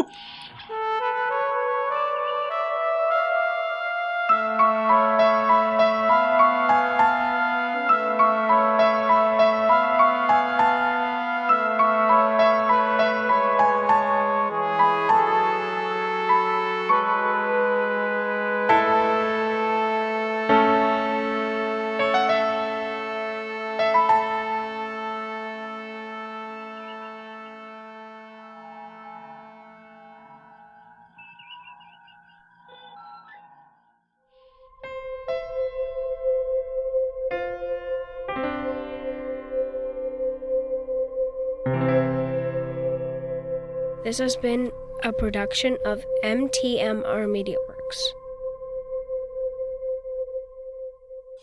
Dave will have to back me up a little bit on this. If I remember correctly from his original pitch that he and James had put together, it involved the Borg in a significant manner. And I don't remember the details of it. I know the Borg was part of it, but Actually, we didn't use the Borg at all. Oh, I thought you brought in the Borg. I thought you guys had talked about the Borg a little bit up front. No. The Borg were not part of it. We had locked into the Davidians pretty early. No, I'm talking about like before we even sat down to talk. I meant before you and I sat down to talk. Yeah. Yeah. I mean, I was already sort of on the Davidian angle at that point, although we were still talking about the Krenim. I think we were talking about we were even talking about the Grigari at one point. So just wanted to let you know, this will probably, I think, come out on Wednesday. That's what we're aiming for. So pretty soon. I wasn't going to say anything because I didn't want to disrupt the flow of the conversation, but you might want to re-record your intro because you accidentally called Mr. Mack Dayton Mack when you brought him in there. Yeah, but I was going to send a chat to you, and I'm like, I don't want to screw it all up. Oh my goodness! I wasn't going to say anything in public, and I was going to wait till we got to a breaking point. I appreciate that. Well, I definitely would have found it while I was trying to edit it. Yeah, he's editing. Do a little. Well, we're not using video, so it doesn't matter. So, I mean, oh my goodness! But I mean, I don't know because Dave and I, both of our eyebrows went up at pretty much the same time. We're like, apparently we're a Gestalt entity now. Apparently, yeah. Okay, don't tell Kevin that I told Kevin we could see other Gestalt entities, but